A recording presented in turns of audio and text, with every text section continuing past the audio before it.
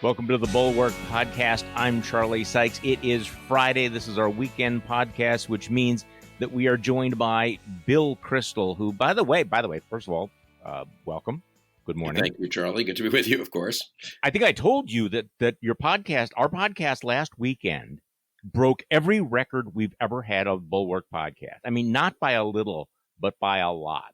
You know, people need to get a life here. I don't know. I guess there's no, some of the college footballs isn't a lot of college football teams aren't playing or something. But that's very nice. And look, the Bulwark's done great, and your podcast has done great, and your newsletter. This is obviously the last that's becoming reserved to Bulwark Plus subscribers beginning next week, right? And people need to. A ton of people have signed up, but everyone else needs to sign up today or over the weekend for Bulwark Plus. Right, and I want to explain what we're doing here. We don't have ads. We don't have those annoying pop-ups. We don't want to put the main site behind the paywall. We are not owned by a billionaire philanthropist, so we really do rely on the kindness of strangers and really savvy and very, very loyal readers. So we really appreciate the support because we want to expand. We want to continue this fight. It is not going to end with the election. It's going to be going on for a long time, and we're going to be there. Okay, so, Bill, before we talk about the state of the race, which I want to talk about, and I want to talk about Ben Sass, Breaking Bad on Donald Trump, we have to talk about what happened last night, this bizarre dueling town hall format. In case people have already forgotten why this happened, it's because Donald Trump refused to participate in a virtual debate. So he bailed on the debate. And NBC decided to give him 1 hour of airtime while Joe Biden had an hour and a half over on ABC. A lot of things happened, but let's start off with these two moments, which I still find extraordinary. Savannah Guthrie, who came out of the box and asked some aggressive questions, asked the President of the United States, gave him really an easy opportunity to distance himself from this bizarre, crazy QAnon conspiracy, and this is how it went. All right, while we're denouncing, let me ask you about QAnon. It is this theory that Democrats are a satanic pedophile ring and that you are the savior of that. Now, can you just once and for all state that is completely not true and that disavow QAnon in its entirety? I know nothing about QAnon. I just told you. I know very little. You told me, but what you tell me doesn't necessarily make it fact. I hate to say that. I know nothing about it. I do know they are very much against pedophilia. They fight it very hard, but I know nothing about it. They believe it is a satanic cult run by the deep state. The subject. I'll tell you what I do know about. I know about Antifa, and I know about the radical left, and I know how violent they are and how vicious they are, and I know how they're burning down cities run by Democrats, not run by Republicans. Senator. Yeah, so we've seen this before, haven't we, Bill? The whole he'll throw out sort of I don't really know anything about them, and then he circles back and he embraces one of their key tenets, which is the whole pedophilia thing. And I mean, we ought to mention this is not just crazy Looney Tunes stuff. This is dangerous, and there have been acts of violence, and law enforcement has warned against it. And here's the President of the United States who gave an answer that had to exceed the wildest, craziest dreams of QAnon folks. Yeah, I mean, it gives them such incredibly more credit than they deserve. I mean, they deserve none, but, they're against pedophilia. Well, as if they're like, well, they're a bunch of activists. They're concerned about what is, of course, a terrible thing, pedophilia, when it happens. Yeah. They're concerned about it. Maybe they've got a little overboard, but, they're kind of good-hearted citizens. That's the tone of Trump's. He doesn't really know much about them because he never listens to a briefing, I guess, from his own Department of Homeland Security that warns about them and other groups like them, which have been responsible for acts of violence, and more, maybe even almost more important, responsible for a kind of crazed conspiracy mongering that really is dangerous for the country. I mean, that for me, I just did an interview with a foreign journalist, and it always is worth doing that occasionally because it makes you, since they don't follow things closely, it makes you step back a little bit and try to have perspective on what's most disturbing about the current moment. And she was asking about all the obvious things and intelligent questions of polarization, divisiveness. And I guess I hit upon this, and I think this is right. I don't know if you agree that it's the conspiracy mongering, though, that's so crazy. I mean, you can have a pretty polarized society. You could have people not really liking each other much or liking other groups much, but it can still be within the bounds of just still normal, if somewhat harsh and unpleasant politics. It's the conspiracy mongering that just takes you off the deep end because there's no falsifiability, everything, because there's no truth. It's all, everything that you think you see, you don't see. And so the chances for a demagogue in a country where people are consumed by a belief in conspiracies, and when that demagogue himself, being president of the United States, seems to legitimate some of these conspiracies, that's just a whole different level of sort of decadence, I would say, and potential for civil disorder. And that's what we saw last night. Yeah, I mean, in part, it's what Hannah Arendt talked about, the annihilation of truth, that at a certain point, it's not getting you to believe one thing or another. It's to make you question your critical capacity to actually know what is true. Okay, believe it or not, the QAnon section was not the worst part. So Savannah Guthrie then goes on to ask Trump about this retweet of this bizarre conspiracy theory about SEAL Team 6. I mean, this is one of the most toxic things out there, and people are shocked that at this stage of the campaign that the president would want to be anywhere close to this, and obviously it's annoyed the living members of SEAL Team 6, but this is how this went. Left. Just this week, you retweeted to your 87 million followers a conspiracy theory that Joe Biden orchestrated to have SEAL Team 6, the Navy SEAL Team 6, killed to cover up the fake death of bin Laden. Now, why would you send a lie like that to your followers? You retweeted That was a retweet. That was an opinion of somebody, and that was a retweet. I'll put it out there. People can decide for themselves. I don't take a position. You're not like someone's crazy uncle who can just retweet whatever. That was a retweet, and I do a lot of retweets. And frankly, because the media is so fake and so corrupt, if I didn't have social media, I don't call it Twitter, I call it social media, I wouldn't be able to get the word out. And the word is, and you know what the word is? The word is very simple. We're building our country stronger and better than it's ever been before. That's what's happening, and everybody knows it.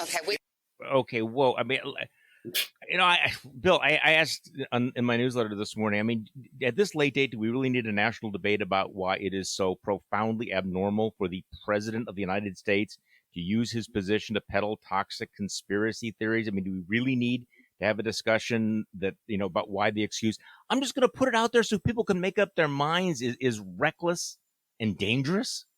I mean, this is, just talk about flooding the zone. You're kind of speechless, and I am too. Yeah. I think it really does, your point that you just made a few minutes ago, though, really, that in a way Trump confirmed it. I mean, very much. It's trying to get beyond truth, beyond Savannah Guthrie tried to say, hey, that's false, though, And it's not as if it's cost-free to just put out there, when you're president of the United States, toxic and crazed conspiracy theories, because more people believe them.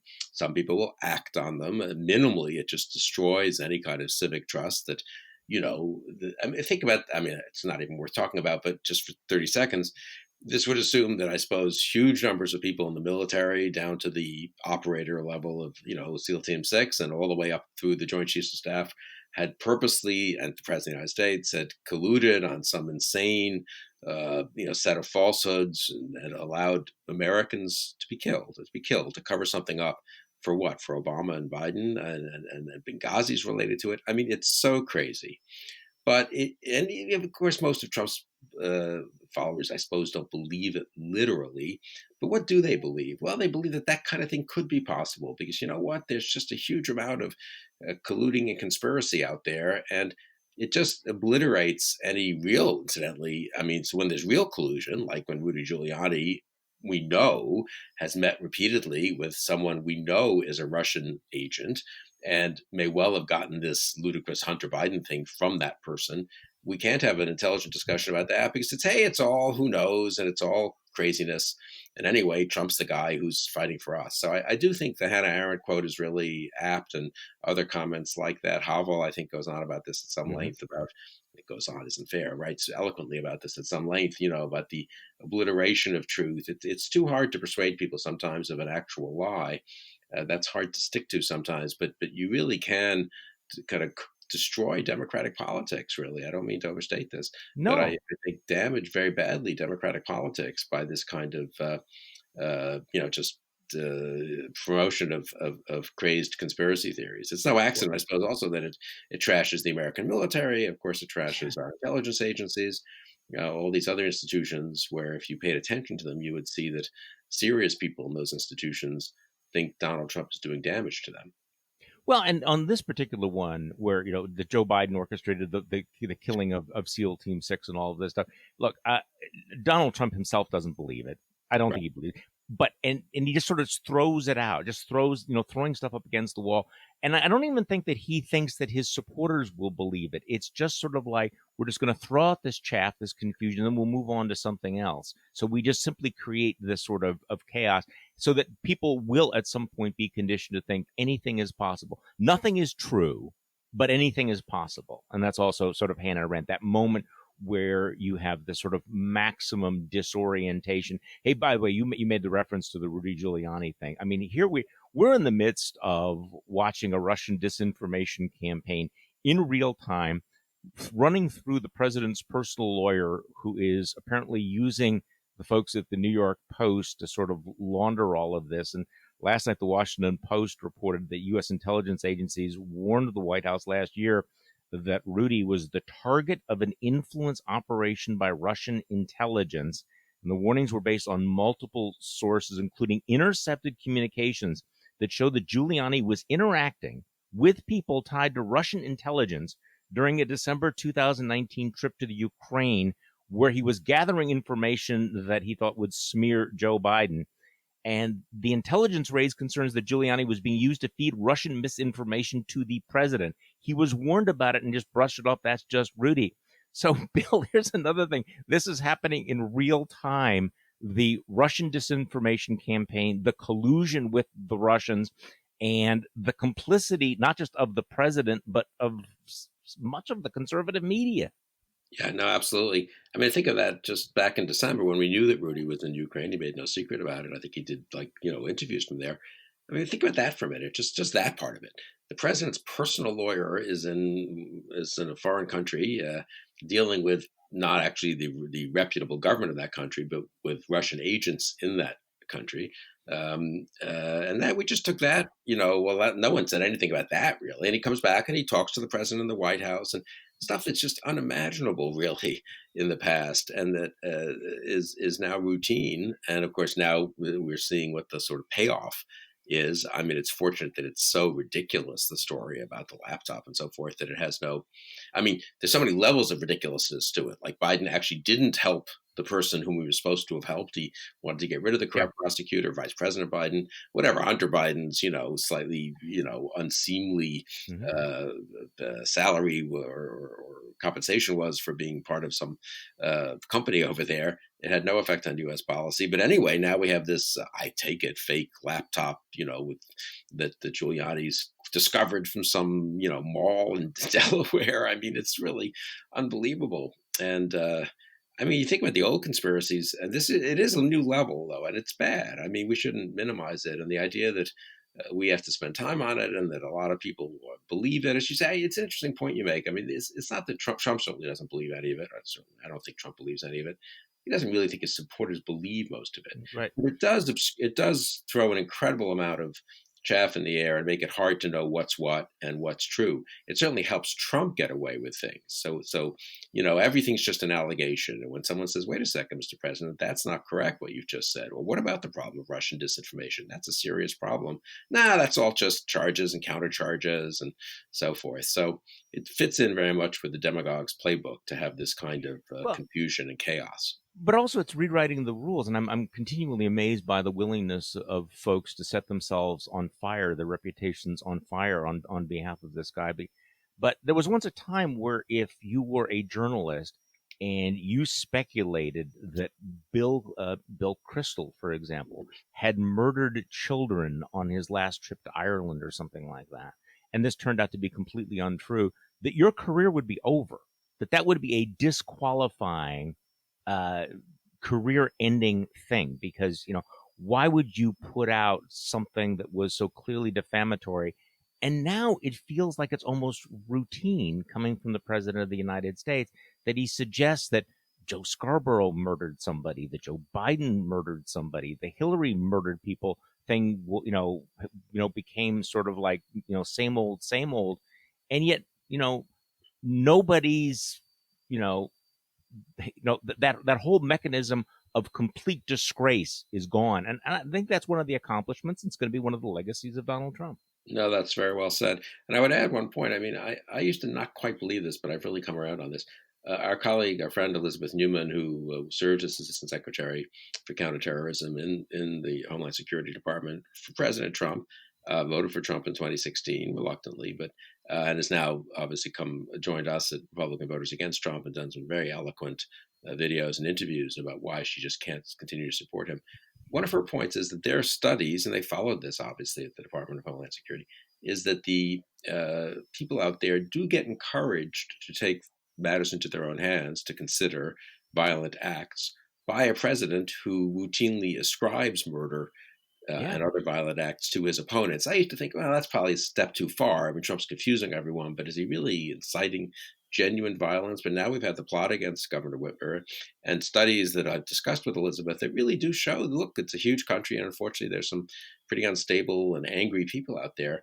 And once the president says my opponents are engaged in murder, well, what's the right answer? And the system isn't doing anything about it, and the Justice Department and CIA are covering it up. What's a citizen to do? And so you can see how people do get, and they're responsible for their own actions, but you can see how they get induced to think, well, maybe we need to take things into our own hands. So I think this rise of white supremacist violence is related, to what Trump has been saying.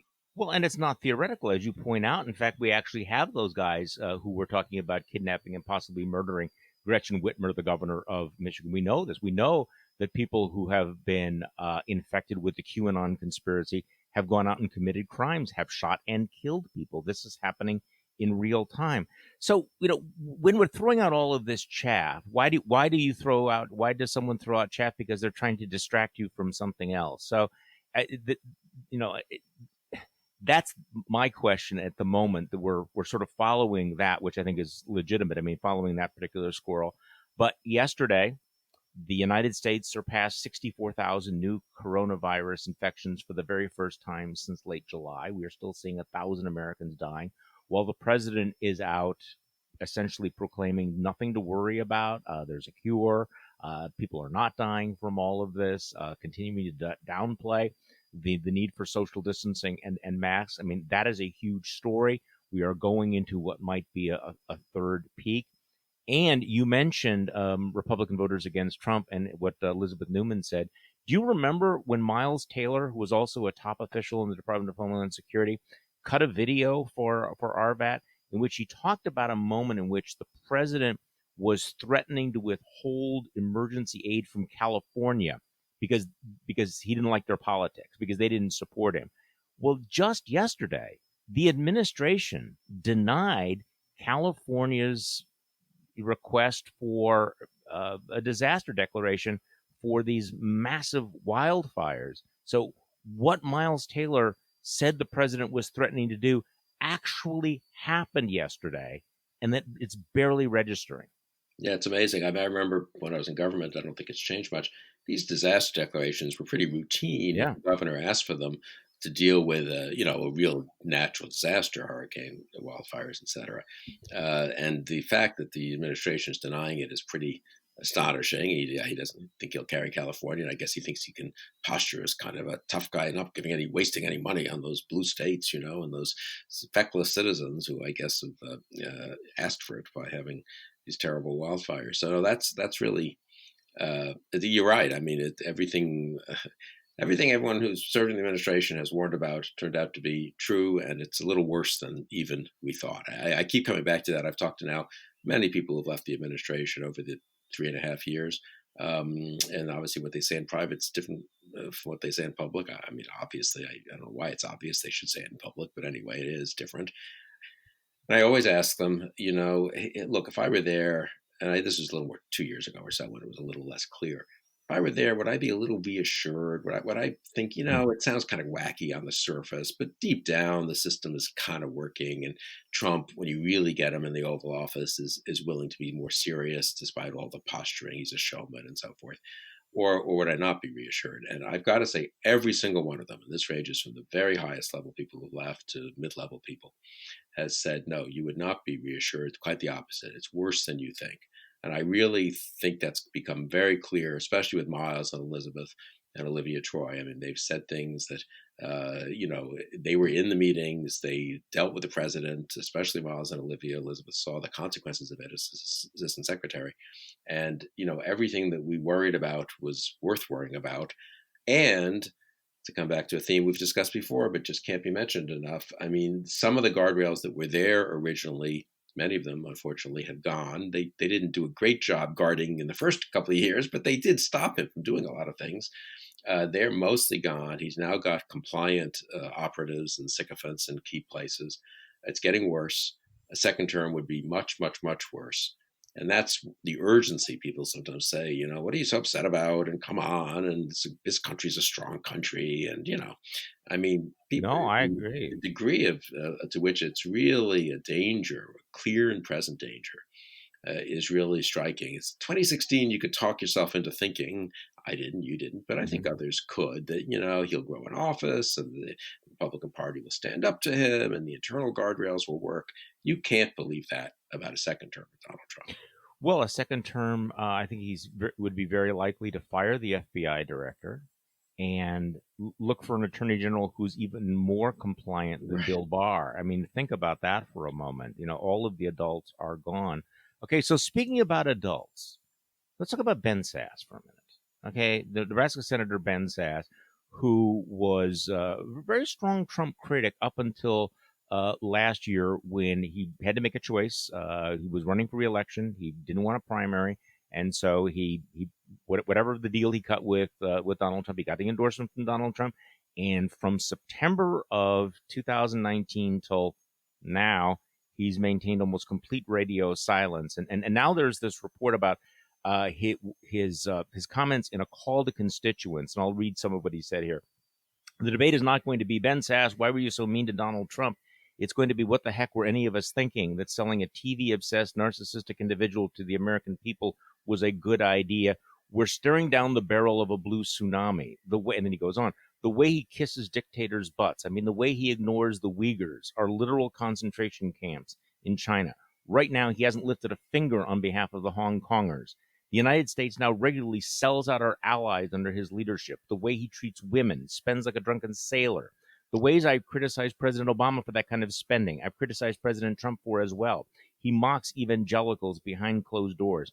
His family has treated the presidency like a business opportunity. He's flirted with white supremacists. So now Ben Sasse tells us. Bill Kristol, thoughts? Nevertheless, he supports him for re-election. Yeah. I mean, I don't give people much credit. For me, that's the core line. People can have all kinds of, they don't have to have been for impeachment. They could think somehow it was better not to remove a president who'd been elected in a re-election year. They can make a lot of other judgments on particular things where I had strong views, but they had slightly different interpretations of things. Maybe they were doing some good by keeping good relations, even with the White House. At the end of the day, though, either you think he should be reelected or you don't. And if you're a public official, you have some obligation to share your views on that, and almost all of them have. And Ben Sasse is, I believe, for the reelection of Donald Trump. And, so you can say whatever you want on some call with donors or constituents, and you can try to position yourself for 2024 as the guy who kind of went along with Trump, but ultimately really couldn't put up with it, and he'll get credit. That's the lane he's trying to fill. Others are fulfilling their other lanes in the post-Trump Republican Party. But for me, if you're for the reelection, I mean, I don't have much regard for that. So there's a lot of speculation about whether Sasse himself was responsible for this leak, that he's kind of trying to position himself for the post-Trump era and figuring that he's got to do it now. He can't wait until afterwards. I don't know the answer to that. Sounds right. I mean, it was in the Washington Examiner, which has always had close relations with Sasse and Sasse's team. And, could, I think, and he certainly hasn't, to criticize the way, if something were leaked that you didn't want leaked, you would criticize someone for leaking it, or, but he hasn't, to my knowledge. Okay, so other disappointing people. This could be a very long podcast here. I know. I just have a short list here. So I see that the president is attacking Susan Collins on Twitter this morning, saying that there's this terrible rumor she might vote against Amy Coney Barrett, and just sort of dissing her, which seems to be throwing her under the bus in terms of her reelection, as well as jeopardizing her support for the Supreme Court nomination. But this is one of those things about Susan Collins. Whatever she does, it's probably not going to be enough to save her. At least that's my sense. Yeah, it looks that way. And I mean, I think the Republican senators are in a, they will lose some Trump supporters if they now turn against Trump, but right. They're not going to win over people who think, as I do, frankly, that, you know what, we need to have, just as we needed a Democratic House in 2018, we did, I think, to at least begin to check Trump, and they did do some good in that, I think. We probably now turns out we need a Democratic Senate to at least clear out the notion that you can get away with this kind of behavior and be rewarded for it. And so I'm worried about, Biden in a Democratic Senate. I have a lot of friends who are saying, we got to keep the Senate because Biden will go crazy. The good news is, and let me segue into this point, which I think has been not made enough, frankly. If there's a Democratic Senate, it'll be 51 or 52 or 53 Democrats, which will include John Hickenlooper and, and Joe Manchin, Colorado Bennett and Manchin. I mean, many people who are not going to go along with socialism or with the craziest ideas of the left. Quite the contrary. What's amazing to me is our system has gotten so polarized, though, that there are businessmen and Republican donors, you and I know. In the olden times, they would have, somewhat opportunistically, but still, decided, you know what, Democrats probably going to win the Senate. I'd sort of like to have some influence maybe on some of these pieces of legislation. I think I could help make let's say, a liberal tax plan better. There's a kind of intelligent version, you might say, less harmful version of a tax hike on the wealthy. And then there are versions that would do damage to economic growth. And so, you know what, I'd like to be able to pick up the phone and talk to John Hickenlooper about that, or Chris Coons, or, many others. And so I'm going to, or, let's help Bullock in Montana. He was a pretty conservative governor of that state as a Democrat. And that way we can have a better Democratic Party controlling the Senate. We're so polarized that the donors I've talked to don't even think that way. Mitch McConnell calls and they write another check to, we got to keep a Republican Senate. It's so silly and short-sighted, in my opinion. And it's so contrary to the traditions of American politics. The traditional criticism of American politics, remember, is that all these businessmen play both sides of the aisle and they just, make sure that they're okay and they don't care about ideas. It's really the opposite now. Everyone's become such an ideological and polarized, participant that you don't have some of the normal checks. So I think the Democratic Party, much to my relief, is not as far left as people feared it might be, as we all feared it might be 6 months ago. Biden deserves a lot of credit for that. Some of these challengers winning would be helpful, in moderate states. Obviously, if you're going to be the Democratic senator from Montana or Iowa or Georgia, you're not going to be exactly like a Democratic senator from Massachusetts. Or other states like that. So but the system is not working in the sense that people just aren't. I don't know. The polarization it has really now. We're now paying a very bad price for it. The good news is I think the Democratic Party, some of these moderates are going to win, and that will actually help balance out, I think, some of the left-wing forces in the Democratic Party. No, that's right. I mean, there are a number. I mean, Kirsten Sinema, I think, has surprised a number of people how moderate she is. The reason I agree with this point about the kind of the burn it all down is when you think through all of the off ramps that all of the Republican senators had for Trump, and how many of them they passed up. I mean, this is an old theme at this point. But I was reading through a lot of these reports about these stories about how Republican senators finally are distancing themselves from Trump, or now it's okay to diss him. There's almost no evidence that, with the exception of Sass, that they're really doing that. They can't. It is just too late for them to do it because they have swallowed so much. They provide no check on him whatsoever. They have gone along with one policy after another. So, at some point you have to break this. You have to break that pattern. You have to raise the cost of this. If we're ever going to move past Trumpism, you cannot reward the people who rationalized it or fell silent or even destroyed the institution of the Senate's role. And I think that's, again, and I've talked about this before, probably one of the most shocking things is United States senators essentially surrendering the prerogatives and the power and the role of the Senate, of Congress itself, to check this president, because they could have stood up at least for just a certain institutional jealousy, institutional pride, and yet they haven't. So Mitch McConnell has done a lot of things, but he's also presided over the decline of the U.S. Senate and or the Congress itself as a co-equal branch of government.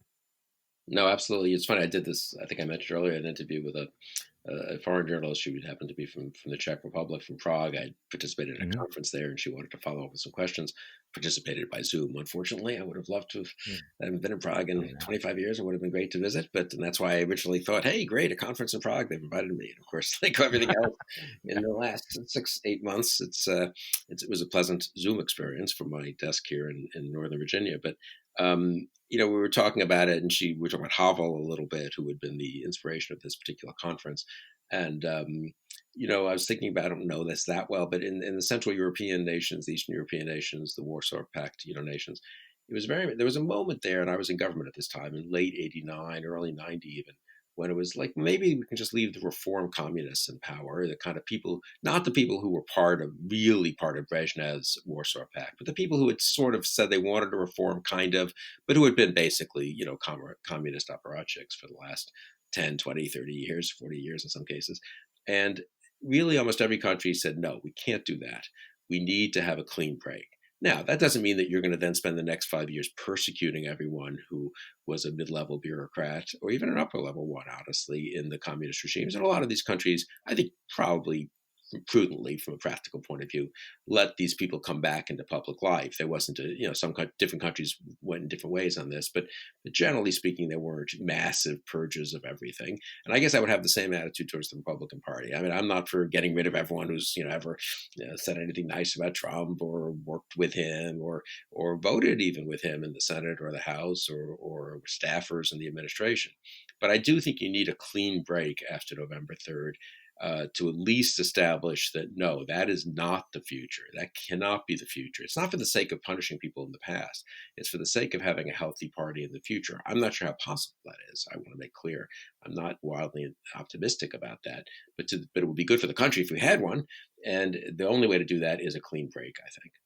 Well, let's talk about November 3rd. We are 18 days away, which, as I mentioned to Kim Whaley on the podcast yesterday, is kind of a misnomer because today is election day. Yesterday is election day. Tomorrow is election day, the way things are going right now. But give me your sense of the state of play right now. I'm looking at the 538. Is it 5? I'm having one of my Alzheimer's moments. Is it 528? 538. Yeah, that's 538. Okay. 538. I have too many numbers that are in front of me. Right. The 538 average, which gives Biden an 87% chance to win. The Real Clear Politics average, he is up between 9 and 10 points. There's, people are expecting that the race will tighten, but it hasn't happened so far. Historically, Biden's lead has been incredibly stable, and it's much bigger than Hillary's, and much more stable than Hillary's 4 years ago. But so, give me your gut sense of where we are at. About 2 weeks out from the deadline here. Yeah, you're right. The election's going on, and the turnout is crazy. Susan and I went to vote. We got our absentee ballot. We thought, given the postal service issues, we'll just drop it in the box at the local government center, which is just a couple of miles away here in Northern Virginia. We drove over yesterday afternoon to do that. It was so backed up. And this is, again, mostly not even, some people are actually voting there, filling out the ballot. But a lot of people just wanted to drop something off. It was so backed up, you couldn't park in the parking lot. We figured we'll come back in a couple of days. I think yesterday may have been the first or second day. So there was, people pent up demand, so to speak. The turnout is off the charts, which is good, which is healthy for the country. And people complain about lack of civic participation. I think with the one word you use that's most important in sort of interpreting where we are is stable. It'd be one thing if we had a race that was bouncing around. And Trump was down 10 or 11 in one poll, but up 3 in another. And, there was obvious volatility and a ton of undecided voters or lukewarmly affiliated voters, a lot of unhappiness with both. And therefore, you could go either way. That was kind of 2016. There were polls that were as strong, as bad for Trump as this, but there were other polls that were even, and there were a ton of voters, really 15%, I would say at this point, who didn't like either candidate. And it seemed like they could go either way. They broke overwhelmingly for Trump at the end, the people who were negative on both candidates. Now we're at 5-7% undecided, it looks like. Biden's own positive numbers are pretty good and kind of mirroring his vote share right now. And so it's a little hard to see what's going to disrupt the race or jostle it in a big, big way, as may have happened in 2016. I mean, Hillary Clinton was never as far ahead as Biden in any average of the polls, though she was ahead in individual polls. So if you have a race that's been +6 most of the time for a year, went down to 3 or 4 when there was a bit of a rally to the flag phenomenon, and what about March, April, I'd say, early May, went back up to 6, it's now crept up to about 9, let's say, over the last couple of months as people have focused a little more and some of the undecideds have begun to break. And against the incumbent, as you'd sort of expect they might in a recession and with such mismanagement of the pandemic and Trump looking so crazy. It feels like it really is an 8 or 9 point raise, 10 point possibly, and little hard. You could see some reversion back, a point or two for Trump near the end, but 3, 4, but not 7 or 8. So it feels like it's pretty good for Biden. I do worry about actual voter turnout and the votes getting counted. I worry about this kind of Hunter Biden thing. This turned out to be a pretty ineffectual, I'd say, dirty trick and disinformation. But obviously, Trump is capable of doing much more of that and getting others in the government to do more for him. So, what if this had been a report from the Director of National Intelligence or a leak from the Director of National Intelligence instead of a silly article in the New York Post? It would have had more credibility. People would have had to cover it. They might have been able to do a better job of making it seem authentic. So I worry about.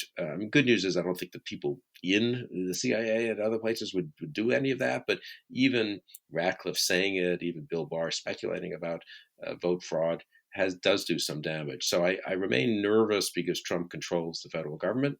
I remain nervous because the Republican Party is basically all it's doing that I can see in most states is bringing lawsuits to try to make it harder for people to vote.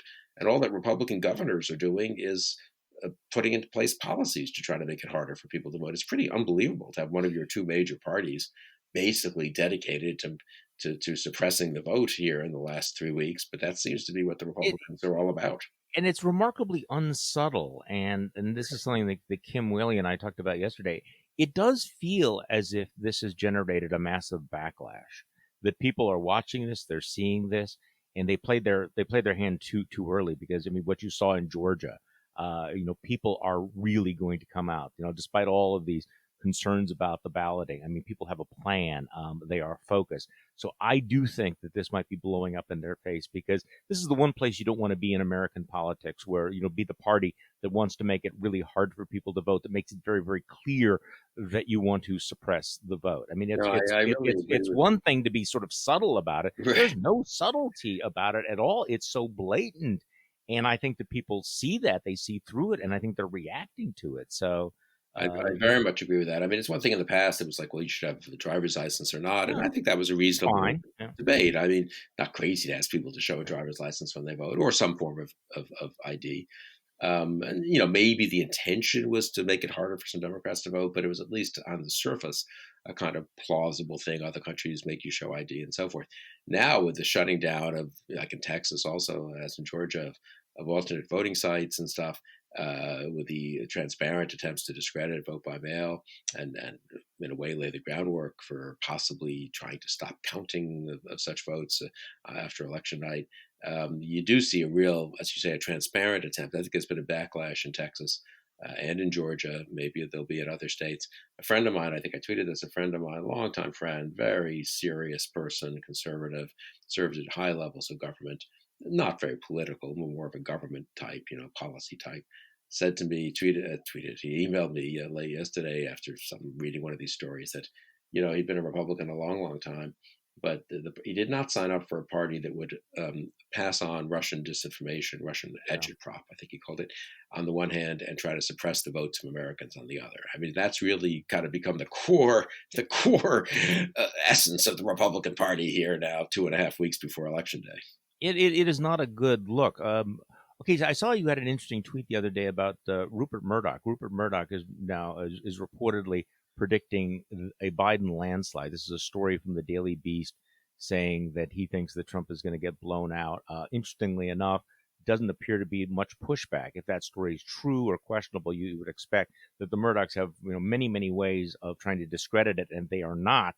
But here you have somebody. If Rupert Murdoch thinks that Trump is going, that's interesting, but it doesn't appear to have affected the editorial policy of a newspaper he owns, the New York Post, which is in fact, turning itself into a clearinghouse for Russian agitprop. So give me your thoughts on Rupert Murdoch realizing that Trump is on the way out.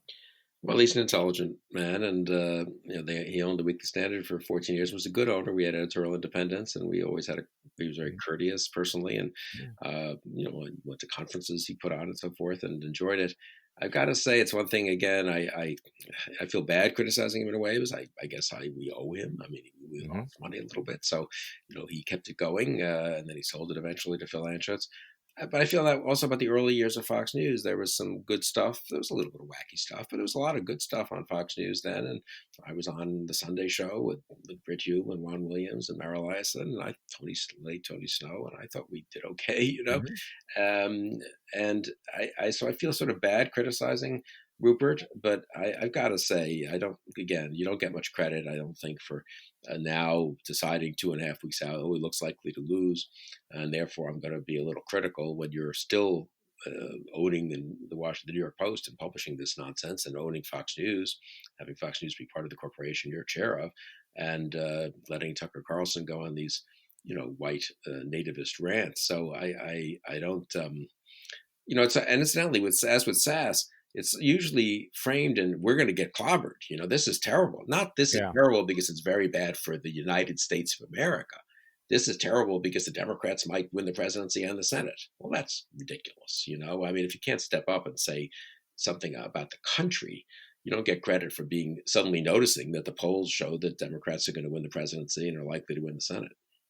Well, and the New York Post, again, the New York Post doesn't do this without checking from above. I am really going to be interested when all of this has filtered out to figure out how that story even got published in the first place. And I know this may be unfair, but the journalist whose byline appears on this story is a young woman who, let's say, her journalistic credentials are a little bit sketchy. She used to work for Sean Hannity, and I'm looking on social media at her pictures of herself with Roger Stone and with Steve Bannon. Yeah, I think she's not written the previous pieces, right? I mean, so I haven't followed it that closely, so I don't want to. She's not Woodward and Bernstein, is what I'm trying to say here. Yeah, no, I think it's a total setup. I mean, and look, and again, I think people at the New York Post should be held accountable for this, and there are people in between Rupert Murdoch and this. And the young woman, the editor and the managing editor and all kinds of people who just went ahead and did this. And here's where, I don't know, obviously you don't want to go around persecuting and, finding everyone who did something bad. But on the other hand, there has to be some accountability, I think. Well, in journalism, and I mentioned this earlier, I mean, there was a time in which, you did certain things and it would be career ending. And certainly if this story turns out to be as bogus as I think it's going to turn out to be, there should be consequences for the editors that gave it the green light. I mean, this is the kind of thing that if you put your name on something, this obviously ought to have ramifications. So we will see.